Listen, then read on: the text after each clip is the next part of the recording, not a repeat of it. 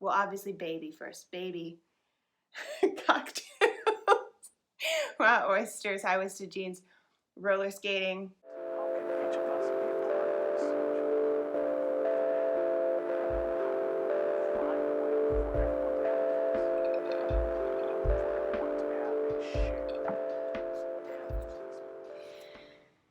Hi, and welcome to another episode of Yarn to Table.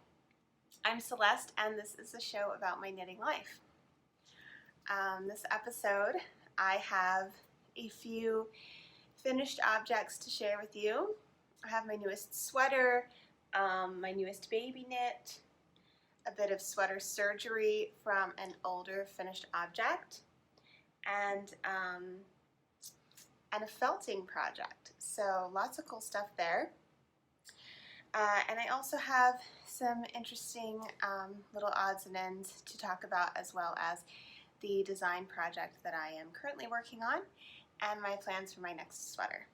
So stick around and we will talk about all of that fun stuff. The first thing I want to talk to you about is my latest sweater, which is the Soldotna Crop by Caitlin Hunter. I think the pattern came out this spring, and obviously everyone has been knitting it. Like, everyone and their cousin and their aunt and their brother have all been knitting it. Especially this summer, I feel like there's going to be a ton of these at Rhinebeck.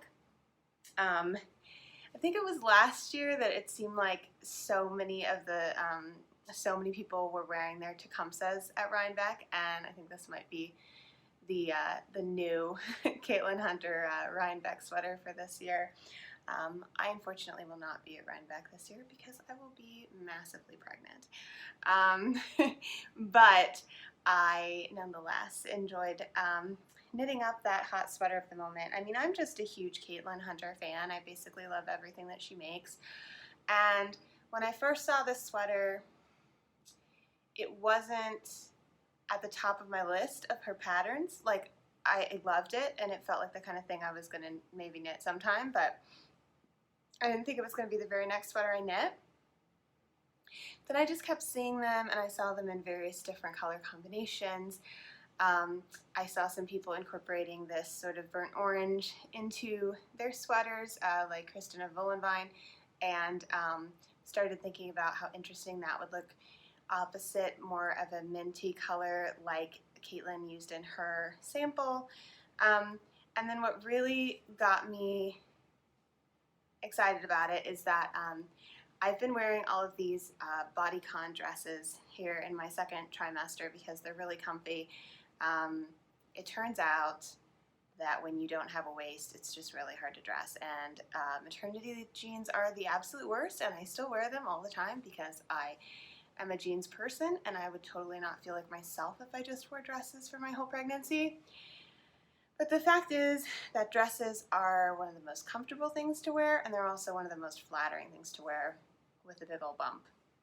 So I have been wearing a couple different like bodycon jersey dresses, and I have this one on in particular that I'm wearing today, this navy and white stripe, and I was wearing it one day and looking at pictures of the Soldotna, and it just occurred to me like how cute this would look layered over. And I suddenly realized like this would be something that I could wear during my pregnancy because it's a crop top, and so I can wear it over a dress or over a skirt that is bump hugging. And I started picturing navy as my dark contrast color to go with the navy dress, and it just all seemed to come together. And so I got on Madeline Tosh, picked out my color story, put it all together. I like to be really thoughtful when I'm making colorwork projects in general about like the colors that I choose, and this was probably the most ambitious one that I've done because it has 4 different colors. I think I've only done 3 colors before. So I really wanted to make sure that this color story worked well, and I think I talked about this a little bit in last week's episode, but I kind of, you know, I looked at Caitlin's sample and I looked at a lot of the other sweaters that I felt like were working really well in terms of having the right amount of contrast and the volume of the colors being, you know, what it should be to really show off the texture of the stitches. Because a lot of them, you'll see like through here, these arrows won't really contrast that well with the background color, and so this kind of becomes less sharp, and just various different things that I wanted to make sure didn't happen on mine. I wanted it to have enough contrast in every single section that it really showed off the actual shape of the color work, rather than just being 4 colors that look beautiful together, if that makes sense. So I looked at hers, and I looked at hers being the sample, and I looked at some of the ones that I thought were working really well, and I noticed that what I seem to really like is when the first color, the one that is for the neckband and everything, was the darkest. Contrast-wise, it worked really well to have it be any of the colors, but the ones that I really, really loved the way that the whole yoke looked framed by the darkest color. So I knew that was going to be my navy. I liked the idea of the body being kind of a fun minty color, as it was on the sample. And then, like I said, I really liked the idea of incorporating a burnt orange, and I think Kristen might have even done her burnt orange here on the arrows. I can't remember. So I really liked that as one of my midtones. And then, of course, I had an opportunity to do something that would be light enough to contrast not only with the darkest color in these sections, but also with the middle color here. I wanted to make sure that my 2 mid-range colors contrasted enough that they worked together here, and also that the fleas stuck out, because some of the fleas are, they're actually two-tone, so some of them are that burnt orange. The others are meant to be the background color, but I used the navy instead because the background, the lightest shade, does not contrast well enough with the minty shade. So that's the variation I did. And I just think that the way that they work together worked out so well. I'm really glad I put in the extra time to kind of make sure that I liked the colors that I was choosing for their specific roles in this sweater, not just as 4 colors that might look nice together generally. And I did a bit of that with just sketching digitally, sampling the colors. I talked about this in the last episode, and that way I didn't have to swatch for the whole thing. I think it just worked out great. This was a weird situation in terms of sizing, so I will tell you, it could have easily been a tale of woe, but I think it worked out wonderfully. And actually, before I get into that, let me actually show you exactly how it does fit. So it's knit to pattern. Some people added or subtracted, I think mostly added, repeats to get it a little longer or shorter based on their bodies.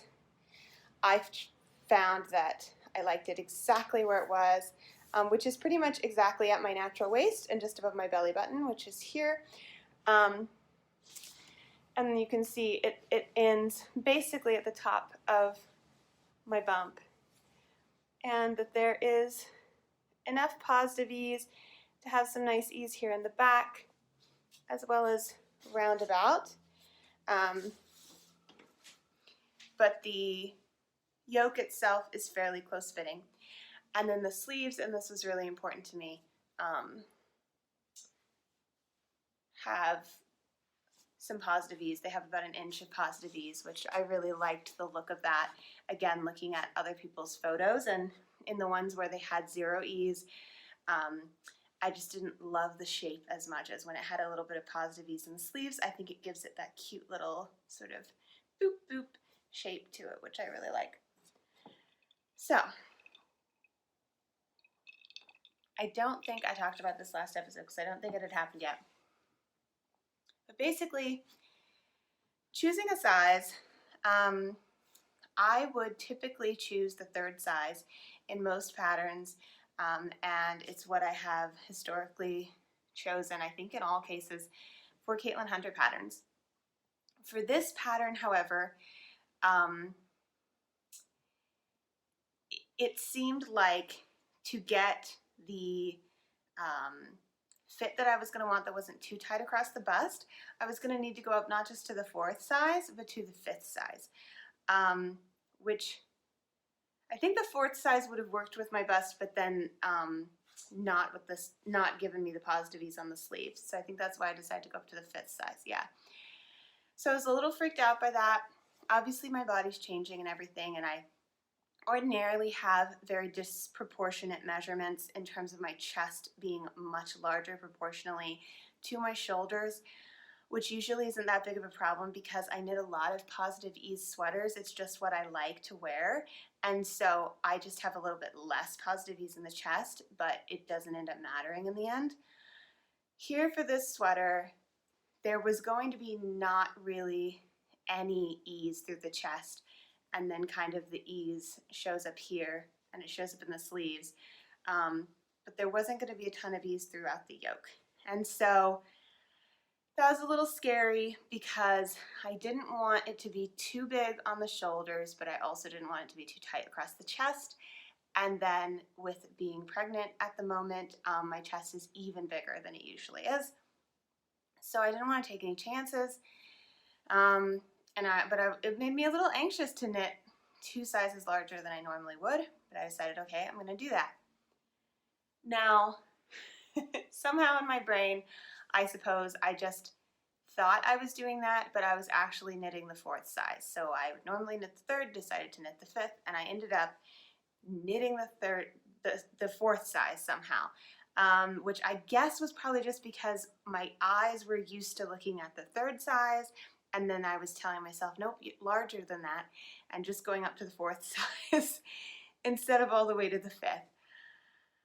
That's the only thing I can imagine happened. I mean, I don't know. I have grad student brain moving into pregnancy brain right now, where like I don't even know what things I'm spacey about anymore, because I can remember things now that I used to be spacey about, and then I'm spacey about new things. So I don't know what's going on up there, but what I realized by the time I got to the bottom of the yoke and was separating for the sleeves was that my stitch count was not what I expected it to be, and I did a little bit of investigation, and I realized that I had exactly the stitch count for the 4th size. So yes, I had knit the 4th size and not the 5th size. However, I had done the right number of short rows in the back for the 5th size, because I guess that was early on. I don't know what happened. Anyway, I got to that point and I'm going, oh God. So I try it on, and of course the yoke feels like it's going to fit fine, but I was concerned about the sleeves because, like I said, I wanted to make sure I had that inch of positive ease. So what I decided to do was basically separate off the number of stitches that I would have, plus adding a little bit extra under the arm, more than they asked you to do for even the 5th size. And I calculated it to where once I had done that, the circumference of each sleeve would be what I had wanted it to be, and then the circumference of the body ended up being in between the 2 sizes. So my actual ratios are off to where I kind of cheated a bit. I took off more for the sleeves compared to the body than the pattern recommended, and I also cast on more for the underarm than the pattern recommended. And when the sweater is completely off my body and just lying flat, I do think you can tell that there's a little more in the underarm than there should be. I think it looks a little bit strange. Maybe I'll insert a photo of that here.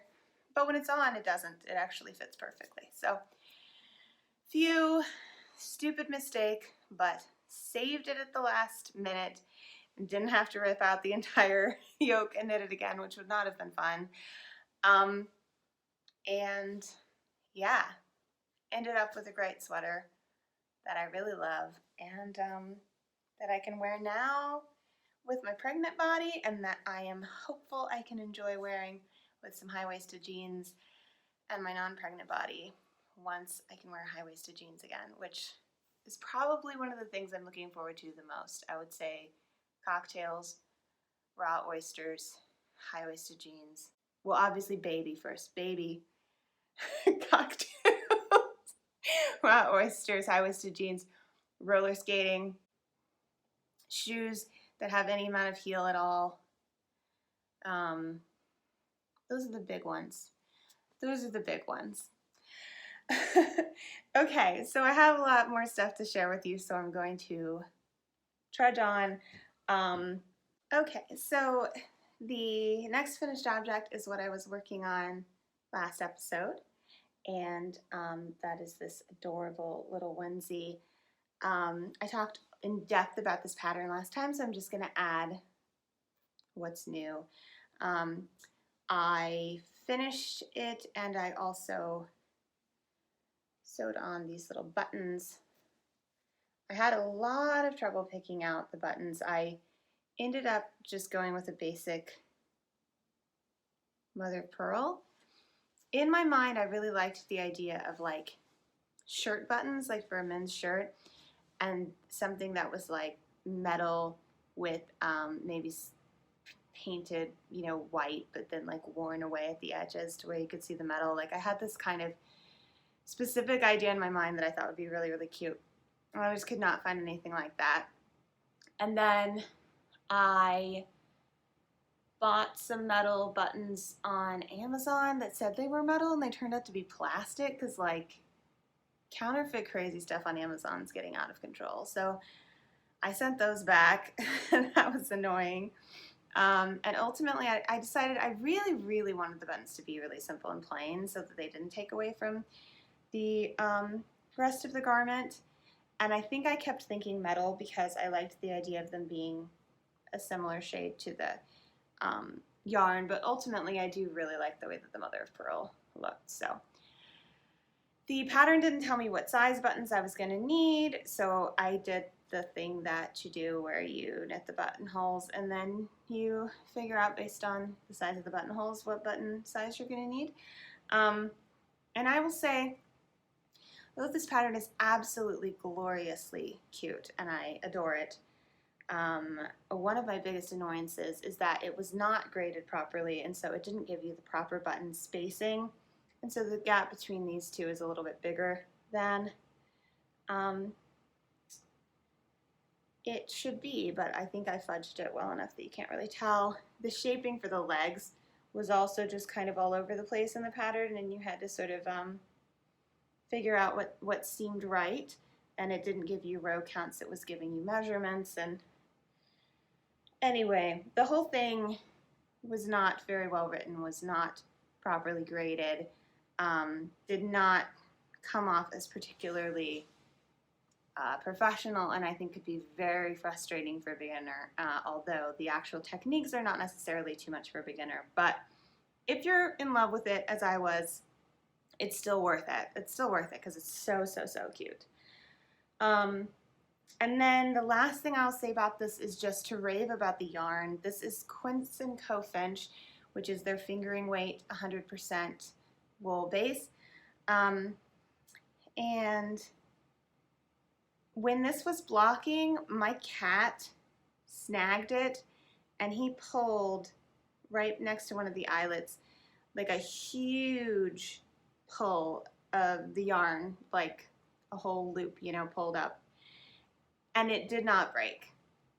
Not a single ply of the 4-ply broke.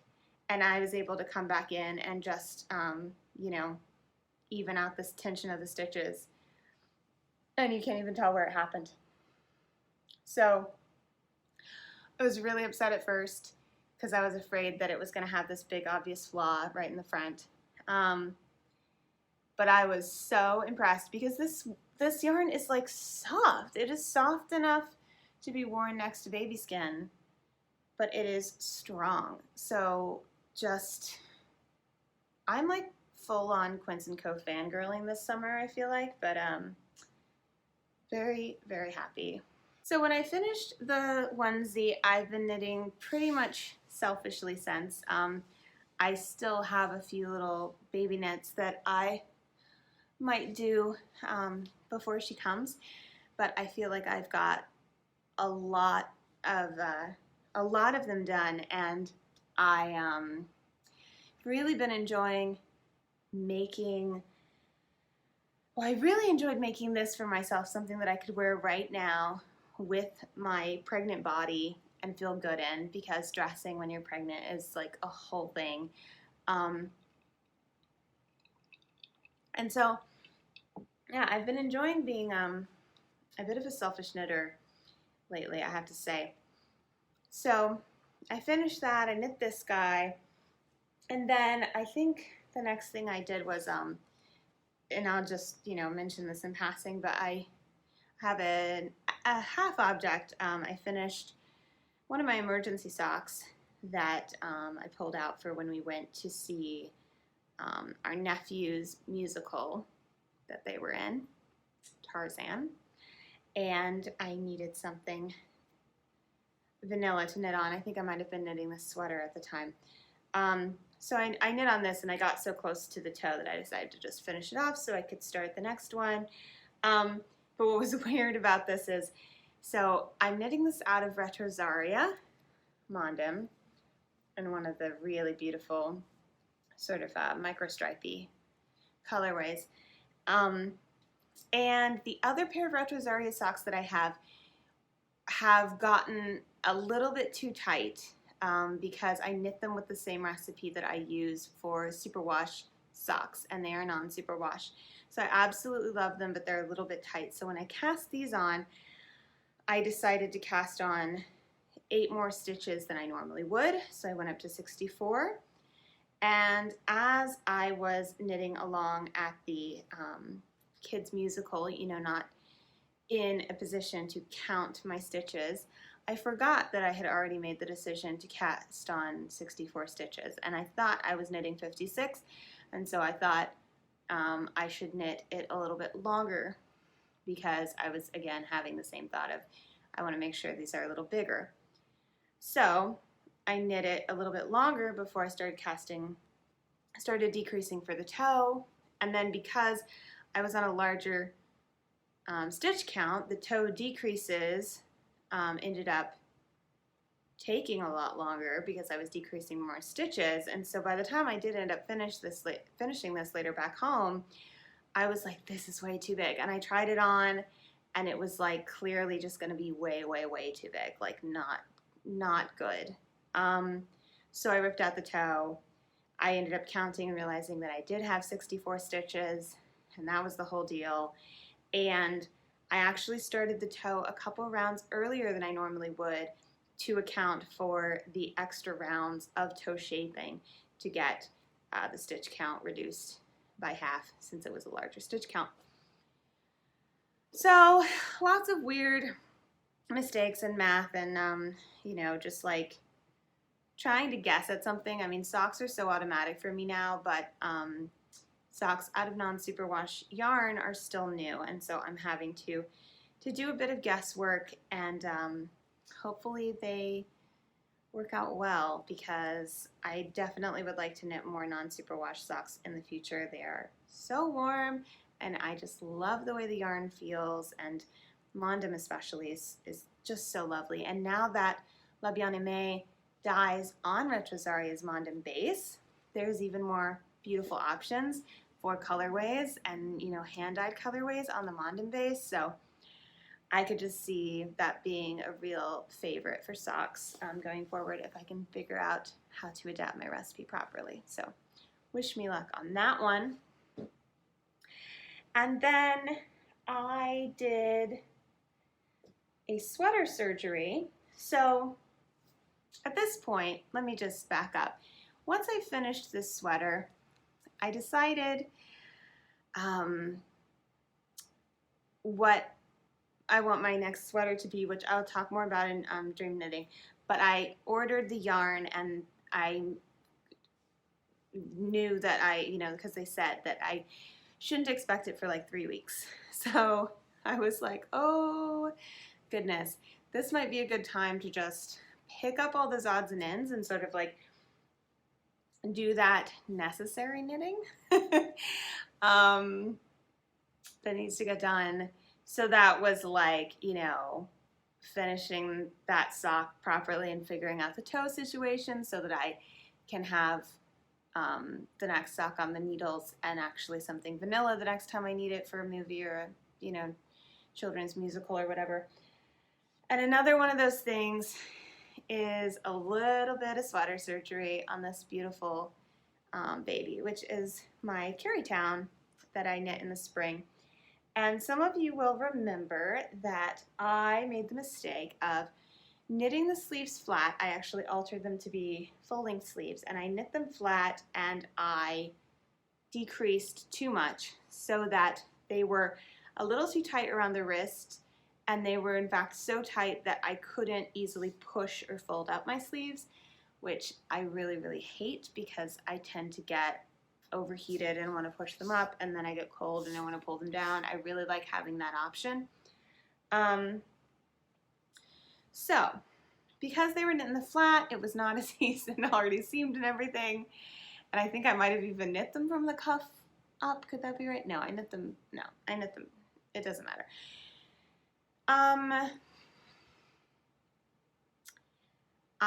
It was not the season to wear it. When I finished it, it was already too warm, and so I folded it up and I put it in my drawer and I said, I'm not going to think about that today. I'll think about that tomorrow. And a few months go by and I'm looking for some Virtuous knitting to tide me over until my yarn comes for my next selfish sweater. And I thought I should go and fix those sleeves so that when fall gets here, I will have this ready to go, because this beautiful thing is nice and boxy, which means that I'm going to be able to wear it with my bump, which I'm very excited about. So I wanted to fix the sleeves and get them ready so that on that first cold day, I can put on my new beautiful sweater that I still have not had a chance to wear. Now, as I said, the sleeves were seamed. So what I decided I would do is I tried on the sweater, marked where I could stop them and have them be 3/4 length. And then I cut into my knitting like I was doing an afterthought heel, picked up all the stitches, and I knit a new cuff in the round. And so basically what that did, and the reason that I kept them as 3/4 length, which by the way they actually are in the pattern, is that if I had picked up and then continued to knit down to make them full length, I would have had a seam going to a certain point and then no seam. And I just think that would have looked strange. It's a small detail, probably no one but me would have noticed it, but I didn't like that. However, having a seam until you get to the cuff and then the cuff not having a seam, because there's that break where it becomes ribbing, somehow I think that disguises the fact that there's now no seam, and it kind of makes it look fine.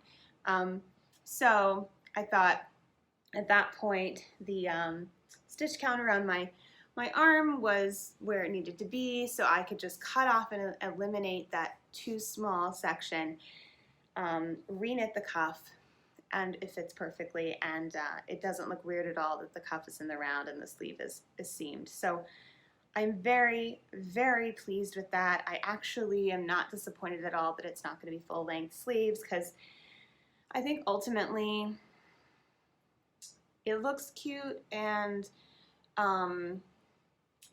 this is a woolly sweater, but it's almost because of that, like, it is kind of nice to have them just the 3/4 length sleeves, because I think it keeps it from just getting immensely warm. I don't know. We'll see if I regret it when we get to winter and I really wish they were full length. But right now, I'm feeling good about it. And you'll see how short 3/4 length looks on a very, very boxy body. They come all the way down to here, I swear. But it's just that the body itself comes so far down the sleeve that you don't realize. So it looks a little strange, but anyway, that is done, and I'm feeling mighty proud of myself before getting it done. Okay, and then the last finished object that I have to share with you is an interesting felted project, which is these beautiful Moonkoosas boots or house slippers. These are by Tiny Owl Knits, who is best known for the Beekeeper's quilt. And I've knit a few of her patterns before, a few of her felted patterns. In fact, this yarn was left over from me knitting and felting her Spirit of the Birch scarf as a gift for Ryan a little while ago. And I had a bunch of extra yarn because I decided after I bought the amount of yarn that the pattern called for, I decided that I actually wanted to make the scarf a bit shorter because her scarf is really, really long. That's just not his style. So I had a bunch of this bulky weight, natural undyed Knit Picks wool of the Andes, non-superwash wool. And I thought about, it was the amount that I could have made like a cute child's cabled sweater or something, which is what I thought I would make with it. But then at some point I just found myself looking at these Moonkoosas, which I have looked at before, and just deciding that I really, really wanted them. I have worn through my most recent house slippers, and so I kind of needed some new house slippers anyway, and for warmer months. I'm actually at this moment wearing my Hopsalot bunny slippers, which are also a felted Tiny Owl Knits project. And they were sitting on a shelf for the longest time without me wearing them because I didn't want to, destroy them, which I know I will, because that's what happens when you wear house slippers. But after a while, they had sat on the shelf so long that they were no longer making me happy on the shelf, and they were feeling neglected, and I wanted to start wearing them. So I've been wearing them lately, and they're kind of my warm weather house slipper. And I like to have sort of a warm weather and a cold weather house slipper. I don't know if anyone else is like that, but around my house, it can be a little too cold in the winter and a little too warm in the summer to where it actually makes a difference what you wear on your feet. And I wear house slippers around the house all the time because we have hardwood floors, which are beautiful, but not necessarily something you just want to walk around on barefoot all the time. I guess it's just, I don't know, maybe some people do. I like house slippers. Anyway, I feel like I'm getting so... Point is, these were so fast to make. These were like a quick project I did in a couple days. You knit them up out of bulky wool, which takes like 2 seconds, and they're enormous because you're going to felt them. You add the fringe, and then the instructions actually say to put them in a top loader washing machine for only 5 minutes to get the felting started, because the cuff with this beautiful felted fringe on it, it only wants to be lightly felted, and you'll see, you can still see some stitch definition in there. It's lightly felted because it still needs to have enough give to get over your heel, and because the fringe needs to not just clump all together. They do clump up a little bit, but you're still able to pull them apart and get that nice separation for the fringy look, rather than just a mass of, everything stuck to each other. So that needs to felt lightly. So the instructions say do that in the machine, then pull it out and completely felt the feet by hand. I don't have a top loader, so I felted the entire thing by hand. Which is a bit of a chore. It took me about an hour for each boot of continuous felting. It's not tiring physically because you don't have to put a lot of muscle into it, but it's a little bit tedious. I put on, some episodes of King of the Hill and watched to my heart's content, and I did them in two separate sessions, 2 separate 1-hour sessions, because sitting there and doing that for 2 hours altogether, I mean, that would have been a lot. But ultimately, the thing with felting is it does start to get a little tedious, but it's also magical and exciting. So it's really sort of both. I wouldn't want to felt as often as I knit. I wouldn't want all my knitting projects to be felted by any means, because I don't like it as much as knitting. It's definitely the kind of thing that you just get through because you want the item.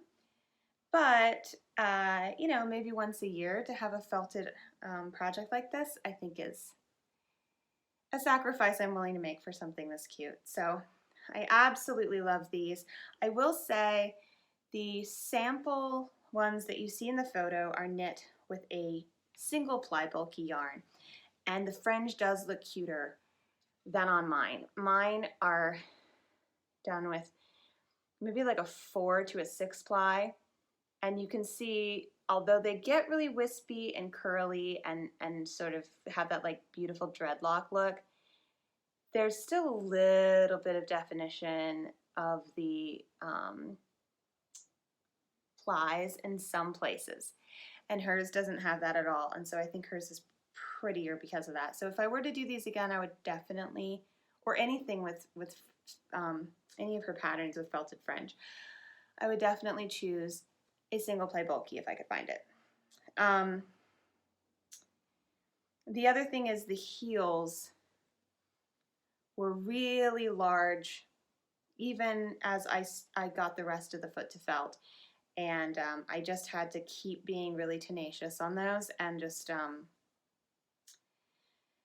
continuing to work it and have faith that it would continue to shrink up the more that I did. And ultimately, they did. So they fit pretty well now, which I'm excited about. There is an option to add a leather sole to the bottom so that they don't wear out as quickly. And I am considering doing that. Currently, the Hopsalots, they have, yeah, you probably won't even be able to see it. Right here, they had a hole that I just mended with more of the yarn that I had used to make them, and then just felted it lightly with some hot water and a tiny bit of friction. And that repair worked absolutely perfectly. Now it is yet to be seen how frequently they will get holes in them if I don't put leather soles on them. The Hopsalot pattern didn't call for the leather soles. I think she'd made them earlier, and this is like a new idea. But I really think I just got it caught on a corner in a particularly uneven floor that we have in our house that we're actually going to be replacing with new hardwood floors in that room. So most of our house has these really old, beautiful hardwood floors. That room has actually just subflooring that I whitewashed when we moved in, and we've needed new floors there forever. So I think that it just got kind of caught on that, and I think that with normal use on the rest of the floors and the new floors that we get, probably repairs will be something that I'll maybe have to do annually, which I think I can live with. So eventually they'll just be completely worn out, and I will have to make a new pair or another pattern or whatever. But for these, I don't have any more of the yarn in my stash, so if I get a hole in them, I will need to repair it with something else.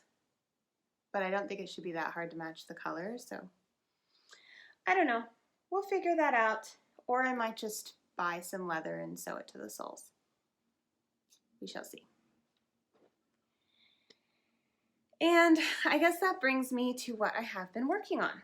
So when I finished up all of those projects, and I still had a good ways to go waiting on the yarn for the next sweater, I decided to revisit my hexapuffs, which is the Beekeeper's quilt, the another pattern by Tiny Owl Knits. So if you haven't seen these before, I have shown them on the podcast. They're these gorgeous stuffed little lavender sachets that are hexagonal, and the idea is that you knit up like 300 of them and sew their corners together, and they become this awesome quilt. And it's definitely like a long-term project for me. But I figured, you know, I would pick them up for a little while, and I even had dreams at one point of knitting exclusively on these for like the full month that I'm waiting for my yarn. But the fact was that although I did enjoy dedicating a few nights in a row to just knitting on these, I am just in such a place with my knitting right now where I really like to be a little bit more challenged. And so when the, you know, weekend came around, basically, and I started to have a little bit more time to have more focused knitting, it just wasn't doing it for me to just have a bunch of vanilla projects, like these little hex puffs. So I really wanted to work on something else. So, and I mean, just look at, I love my little like hex puff kit here. So I have this next to the sofa, and I'm hoping that I will still kind of have it be something that I can reach for, where maybe I'll sit down at the, you know, to a knitting session and knit one hexapuff before jumping in on my other project or something like that. Or maybe just have them be something that I pick up between projects sometimes to knit on for a few weeks, you know, or a few days while I'm waiting on yarn and stuff like that. So I definitely don't want them to be put completely in the background and forgotten, as they often have been in the past, unfortunately, despite my better,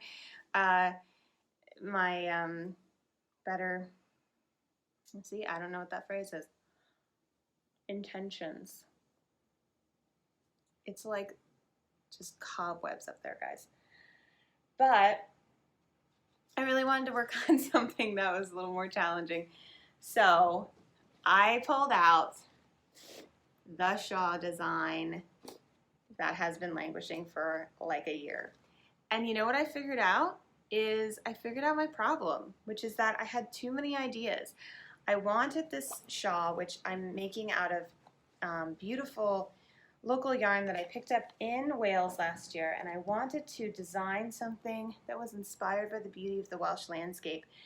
And I had so many ideas because I wanted to capture the rock walls and the wildflowers and the way that the headlands stretch out into the ocean, and the moss and the greenery, and just so many different aspects, and it was too many ideas for one cohesive design. And I really kind of had that epiphany when I was watching Fruity Knitting, and they had an interview with Melanie Berg, who is known for designing shawls, and she was kind of talking about how, like, you know, you have to trim down your ideas to get a shawl that like looks beautiful all as one thing, and not as just a sampler of like too many different things. And I realized that was totally my issue, and I also started to feel inspired again to design this shawl because she was talking about her design process and showing all these shawls she had designed. And so I got that fire back. I thought, I have a few weeks here waiting for this yarn. This is the perfect time to pull it out again. And I got going on it, and I know this doesn't look like a lot of progress because on a crescent shawl, you go out so far and there's not that much depth, so it's like you feel like you're getting nowhere. So like I knit on this, you know, and then I just knit on it for like hours and hours, then I feel like I've done like a couple of rows. But yeah, I pulled this out again. I figured out that I wanted to center the design around sections of this moss stitch, American moss stitch, which is elongated checkerboard, and these wildflower inspired sections with eyelets and baubles. And so those would be my two motifs that I would focus on, and I would save the other stuff for another project, another time if I want to. Sorry if it's getting grainy. I'm losing the light. It's getting later over here. But anyway, I figured that out a couple days ago, and I've been really motivated to knit on it and actually get it done. And it feels really good. I have my little Welsh cake on there to remind me of Wales, and the yarn is yummy to work with, and it's just really exciting to be figuring out little design challenges along the way. There was a lot of stuff to take notes on and to figure out how to describe in the design and stuff like that when I was doing the second section, and then now that I've been on the third section, it's like just slog of of trying to get through it, you know, because it's like a crescent shawl, like I said. So there has not been that much of interest over my past couple times knitting on it, but I've still just been enjoying it so much because it does have a lovely rhythm, and it's just very exciting to be working on something that is mine. So I've been needing to take a lot of notes, especially just like sketches and figuring out, you know, through charting, just like how things line up with the way that the increases work and then the way that the pattern works and stuff. So I have this little Alex Collins notebook and my cute little brass Japanese pencil, which I have had in the bag, which makes me feel like a real designer to actually be like taking notes about my knitting, because I never normally take notes, or if I do, I just write a few things on Ravelry. Nothing as intense as what I've had to do with this. But so because I have had so much to talk about, and because I'm losing the light here, we're not going to have a chit chat segment, but I do want to talk a little bit about dream knitting before I go. As I mentioned, I ordered yarn for my next sweater, and that is going to be the Daydreamer by Andrea Mowry, which I believe came out in July. It is a really gorgeous cropped, boxy, honeycomb cabled sweater that is knit with 2 strands of yarn, one a lace weight mohair silk blend, and the other is a beautiful single ply, I want to say Rambouillet, and they're both from the Farmer's Daughter fibers. That's what she designed it in, and I decided that I definitely did want to knit it in that yarn. After looking at pictures of the yarn and the colorways and reading up about the Farmer's Daughter fibers, which I'm slightly familiar with because I know that Caitlin Hunter has designed some things. I think maybe the Tecumseh or something was designed with Farmer's Daughter fibers. But I've never purchased from them before, and I've never really even looked at their yarn before. And so looking at their beautiful yarn and reading about the company, I was very into the idea of knitting this sweater with that exact yarn. Even though ordinarily I would not knit a sweater with a single ply yarn, I think that having the mohair silk in there as well will help strengthen it. And it looks like, being a cabled sweater, ideally it's going to be knit a bit of a tighter gauge as well, which will hopefully strengthen it. So I'm just going to trust Andrea Mowry. I think it'll be beautiful yarn to work with, and I'm really excited about it. So I ordered that. And then I also have a new plan, which we'll see how this changes, because I feel like I always have a new plan, but I have a new plan for my beautiful Brooklyn tweed shelter in the postcard colorway, which has, been reallocated for so many different things, and this time I finally feel like it's something that I actually am excited about knitting, that this will be the right the right color and the right yarn for, and that is the Bouquet sweater by Junko Okamoto, which is this really interesting sweater that uses color work with some visible floats and some floats kept on the back side to create a really interesting color work look. Just, it's a completely unique design, different from anything I've ever seen before. I fell in love with this when I saw it on the Woolly Mammoth Fiber Co. On Instagram. I think somebody knit a sample for her using her yarn.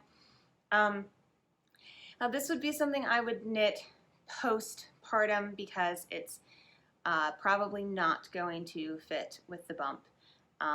So we'll see if I'm still as excited about it postpartum as I am now, because if I'm not, then I'll just blow it off and figure something else out. But if I am, I may have actually found something to do finally with the beautiful Brooklyn tweed shelter that has been so neglected ever since I decided that I no longer actually wanted to knit the stonecutter.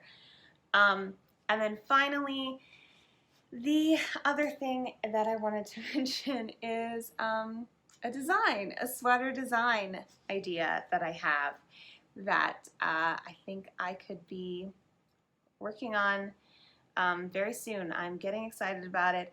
Basically, I found myself wanting to replace this lovely mustard colored chenille store-bought sweater that I have that is just, it's really beautiful, but it is really cheaply made, and it's just pulling and getting snagged all over the place. It's knit at a loose gauge, and it's just never been particularly nice, and it is just falling apart. But I love the boxy shape of it, and I love the color, and I love how drapey it is. So I wanted to make something to replace it. For a while, I thought that my plan was going to be to make another weekender, but out of a drapier yarn, because the weekender is made with Brooklyn tweed shelter, which is a woolen spun 100% wool worsted weight yarn, and so it has that really great boxy shape that's very similar to this store-bought sweater, but it doesn't drape in the same way.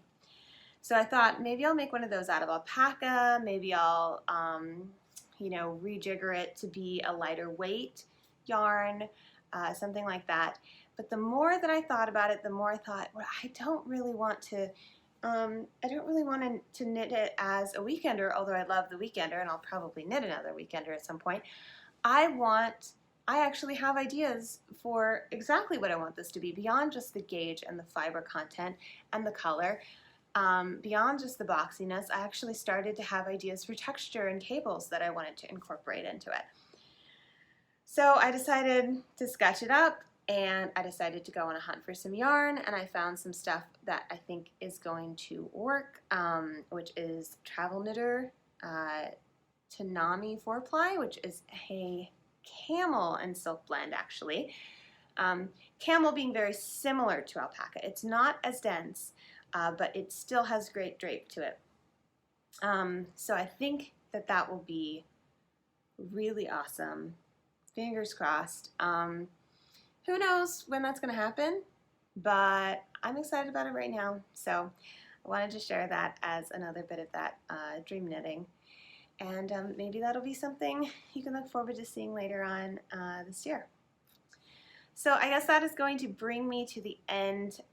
As I can tell, things have gotten very grainy here, so sorry about that. Thank you so much for tuning in today. I hope that you enjoyed seeing what I've been making, and I really hope you're enjoying what you are making wherever in the world you may be. And I will see you next time. Bye.